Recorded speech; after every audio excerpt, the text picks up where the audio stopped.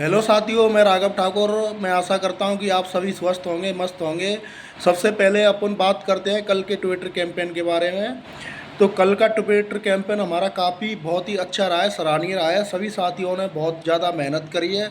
All India हमारे सारे hashtag number 1 trend किए हैं और 24 घंटे बीत जाने के बावजूद अभी भी टुडे न्यूज में ट्रेंडिंग में दिखा रहा है। तो आप सभी साथियों की इस एकजुटता के लिए बहुत बहुत आभार। इसमें थोड़ी कमी रही है, तो बस यही रही है कि कुछ टीचर खुल करके इस बार भी सामने नहीं आए। इस बार तो ऐसा हुआ है, जो पिछली बार साथ थे वो इस बार नहीं है, और जो पिछली बार नहीं थे वो इस बार है। मतलब टीचरों में एकजुटता नज़र नहीं आ रही है। बाकी जो अभ्यर्थी लगातार सक्रिय है, उन्होंने काफ़ी मेहनत करी है। जो अपने हैशटैग बनाए गए थे उनको मैंने गाइड किया था, समझाया था। उन्होंने बहुत ही सावधानी पूर्वक हैशटैग यूज किए, ना ही कोई स्पेलिंग मिस्टेक करी, ना ही टाइपिंग मिस्टेक करी, ना ही हिंदी इंग्लिश का मिक्सअप किया। तो जिन अध्यापकों ने हमारा लगातार साथ दिया है उनको मैं स्पेशली थैंक यू बोलना चाहता हूँ। जैसे अपने पुलकित भाई है रीजनिंग वाले, ठीक है, नितिन त्यागी भाई है पॉलिटी वाले, और एक संजीत तेवटिया सर हैं अपने, और भी हैं अपने दीपक चौधरी सर हैं रीजनिंग वाले, और दरोगा जंक्शन, अफसर खान, एमएस खान, अन्य भी हमारे टीचरगढ़ यूट्यूबर्स हैं जिन्होंने लगातार हमारा साथ दिया है। इस बार मारूफ सर भी हमारे साथ दिखे थे। कहीं ना कहीं थोड़ा नोएडा वाले और दिल्ली वाले जो कोचिंग संस्थान है वो एक आध बार कभी दिख जाते हैं, लेकिन उनकी लगातार सक्रियता और साथ नहीं मिल रहा है। पता नहीं क्यों नहीं मिल रहा है, भगवान जाने, वही जाने कि उनके मन में ऐसी क्या खिचड़ी पक रही है जो साथ नहीं दे पा रहे हैं छात्रों का। अरे अध्यापकों का तो फर्ज बनता है कि वो बिना किसी निमंत्रण और निवेदन के छात्र हितों में आगे खड़े रहें, क्योंकि आप छात्रों से ही बने हो। आपने जो भी अचीवमेंट हासिल किया है वो छात्रों की वजह से हुआ है। तो आपको छात्र हितों के मुद्दों में बढ़ चढ़कर आगे आना चाहिए। और दोस्तों, आप सभी को रिजल्ट की ज़्यादा चिंता खाई जा रही है। आप हमेशा मेरे से ही पर्सनल मैसेज कर करके रिजल्ट पूछते हैं।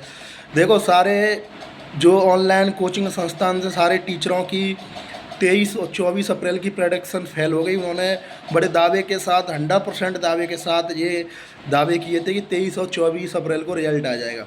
लेकिन भाई, मैंने दावा किया था कि 23-24 अप्रैल छोड़ो, पूरे अप्रैल में रिजल्ट नहीं आना।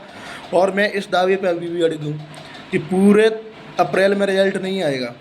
रिजल्ट आने की संभावना है मई के फर्स्ट वीक में, ठीक है।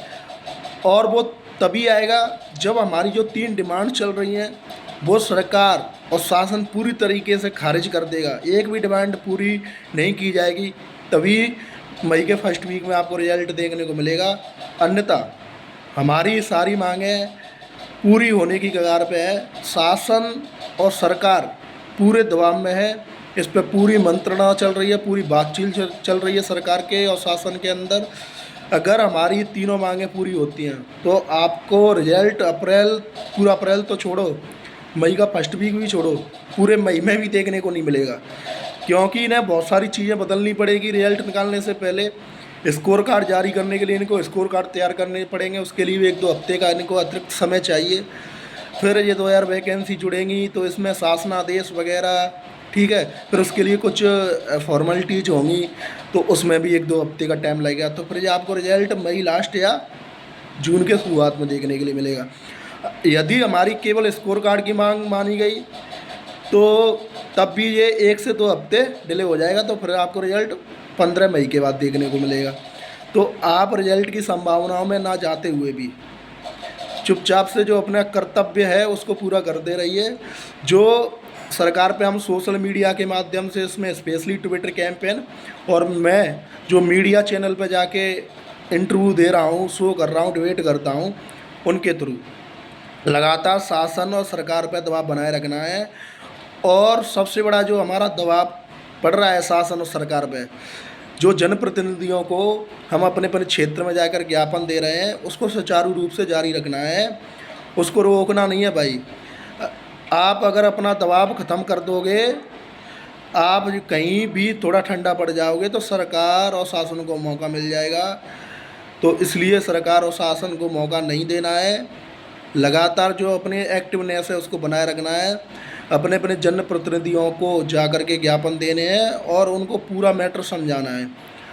और मैटर समझाने के साथ उनसे ये भी अनुरोध कर देना है कि आप योगी जी से कब मिल रहे हैं, अगर संभव हो तो हम में से किसी एक अभ्यर्थी को अपने साथ योगी जी से मिलाने के लिए ले चलें। तो इससे क्या है कि अगर किसी जनप्रतिनिधि हम में से किसी अभ्यर्थी को साथ ले जाने के लिए सहमत हो जाते हैं तो हमारी डायरेक्टली बात पहुंच जाएगी। तो सभी जितने भी लोग हैं जो अभी अपनी ज़िलों में जिनका खाता नहीं खुला है, अपने अपने क्षेत्र के विधायक, सांसद, एमएलसी, जिला अध्यक्ष और जो बीजेपी के विभिन्न संगठनों के पदाधिकारी हैं, तो उन सब से जाके आप माननीय सीएम साहब के नाम ज्ञापन दीजिए। क्योंकि आप देख रहे होंगे जो माई योगी ऑफिस के नाम से जो एक्स अकाउंट है सरकार का, उस पर लगातार जनप्रतिनिधियों के महाराज जी से मिलने की तस्वीरें साझा की जा रही है। तो उसमें केवल एमएलए ही नहीं उनसे मिल रहे हैं, उसमें एमएलसी भी आपको मिलते दिखाई दे रहे होंगे, जिला अध्यक्ष भी मिलते दिखाई दे रहे होंगे, सांसद भी मिलते दिखाई दे रहे होंगे, जिला अध्यक्ष भी मिलते दिखाई दे रहे होंगे, विभिन्न पदाधिकारी भी मिलते दिखाई दे रहे होंगे, विभिन्न संगठनों जैसे किसान मोर्चा वगैरह ये संगठनों के पदाधिकारी भी महाराज जी से मिल रहे हैं। तो आपको हर लेवल पे जो भी जनप्रतिनिधि आपके क्षेत्र में मिलता है आप जाके ज्ञापन दीजिए। और जो लखनऊ जनता दरबार और गोरखपुर जनता दरबार है, वहाँ भी आप लगातार कोशिश करते रहिए। मैं पूरी अप्रोच लगा रहा हूँ। हमारी 3 बार लखनऊ जनता दरबार में टीम पहुँच चुकी है। गोरखपुर में अभी नहीं पहुंची है क्योंकि गोरखपुर के लोकल लोग अभी अपना कर्तव्य समझ के आगे नहीं आ रहे हैं। मैंने कई बार उनसे पूछा है, लेकिन वो ऐसे ऐसे लोग हैं जो बिल्कुल गोरखपुर मठ के आसपास 1-2 किलोमीटर में रहते हैं, लेकिन वो भी एक्टिवनेस ना दिखा के, अपनी जिम्मेदारी ना समझ के जा नहीं रहे। तो आप सभी साथियों से यही कहना चाहता हूँ कि आप लगातार जनप्रतिनिधियों के माध्यम से अपनी बात पहुँचाते रहें। मेरी कुछ जनप्रतिनिधियों से स्वयं बात हुई है, जैसे हमारे एक एतमादपुर विधानसभा आगरा के विधायक हैं डॉक्टर धर्मपाल जी, उनसे मेरी फ़ोन कॉल पर 10 मिनट लगातार बात हुई थी। उन्हें मेरी बातें कनेक्ट हुई हैं। उन्होंने मुझे एक एक पॉइंट पर डिस्कस किया है, बहुत बारीकी से डिस्कस किया है। तो उन्होंने आश्वस्त किया है कि वो 1-2 दिन में स्पेशली अपने मैटर के लिए महाराज जी से मिलने के लिए जा रहे हैं। ठीक है, ऐसे अन्य भी जनप्रतिनिधि हैं जिन्होंने आश्वासन दिया है कि वो स्पेशली महाराज जी से मिलकर के ये सारी डिमांड रखेंगे। आपकी जायज़ डिमांड है, तो आप सभी लोग थोड़ा इंतज़ार करें और अपनी मांगें अवश्य पूरी होने वाली हैं। मैं कोई निश्चित दिन नहीं बता सकता कि सरकार कब ये अनाउंस करेगी, लेकिन ये पूरी संभावना है कि आपकी डिमांड पर सरकार जल्दी ही विचार तो चल ही रहा है, बस फैसला लेना बाकी रह गया, जल्दी ही फैसला लेगी। तो जो भी साथी इस पूरे आंदोलन में साथ नहीं दे रहे हैं, तो भाई आप अगर इसमें खुद भी पार्टिसिपेट करते हो तो इस आंदोलन को जो संवैधानिक और शांतिपूर्ण रूप से नियमों के दायरे में होकर चल रहा है, non physically, only social media और जो अपने अपने क्षेत्र जनप्रतिनिधियों के माध्यम से, तो इसमें अपनी सक्रियता भूमिका निभाते हुए सहयोग करिए। क्योंकि बूंद बूंद से घड़ा भरता है, एक एक इंसान के जुड़ने से ही चेन सिस्टम बनता है। और जब वो सारे लोग एक साथ एफर्ट लगाते हैं, कलेक्टिव एफर्ट लगाते हैं, तो कोई भी आंदोलन आसानी से सफल हो जाता है। तो भाइयों, आप किसी नकारात्मकता और संभावनाओं में जाए बिना अपने निरंतर एफर्ट लगाते रहिए। और जो नेगेटिव लोग हैं वो नेगेटिव बातें ही करेंगे, उन पर ध्यान नहीं देना है। बाकी मैं आप सभी लोगों के साथ पूरी तरीके से खड़ा हुआ हूँ। लगातार आप लोगों के लिए 24/7 आवर्स बिना रुके बिना थके, ठीक है, लगातार काम कर रहा हूँ। जो मेरे से हो सकता था, जितनी भी एनर्जी लगाई जा सकती वो मैंने एनर्जी लगा दी है, पूरी ताकत झोंक दी है। मैंने अपने निजी कार्य, अपना सोना, ठीक है, टाइम से खाना, पढ़ाई लिखाई, सारी चीज़ें मैंने बंद कर रखी हैं। पिछले 40 दिन से मैं लगातार सिर्फ और सिर्फ इस आंदोलन के लिए काम कर रहा हूँ। 0 से शुरू किया था। आज सबको पता है कि ये उत्तर प्रदेश के प्रत्येक क्षेत्र में कोने कोने तक पूरी तरीके से सारी डिमांड की गूंज पहुंच चुकी है। प्रत्येक शासन और प्रशासन, ठीक है, विभाग में ये डिमांड की मांग चल रही है। उत्तर प्रदेश के पुलिस विभाग में होमगार्ड से लेकर डीजीपी साहब तक, ठीक है, गृह विभाग में, सचिवालय में, माननीय सीएम साहब की ऑफिस में, आवास पर, हर जगह ये चर्चा है। तो आपको पता है कि ये किस लेवल तक ये मांगें पहुंची हैं और किस लेवल तक इस पर विचार चल रहा है।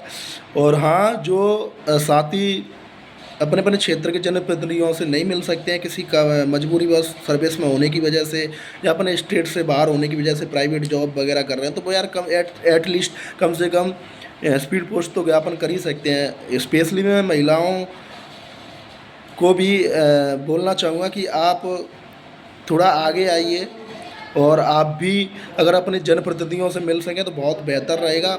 अगर आप नहीं मिल पा रही हैं अपने जनप्रतिनिधियों से तो आप कम से कम स्पीड पोस्ट तो ज्ञापन कर ही सकती हैं। तो सभी के सामूहिक प्रयास से ही सफलता मिलेगी और ये निश्चित है कि हम बहुत ही करीब हैं सारी मांगें हमारी डिमांड पूरी होने के। तो लगातार लगे रहिए। इंकलाब जिंदाबाद।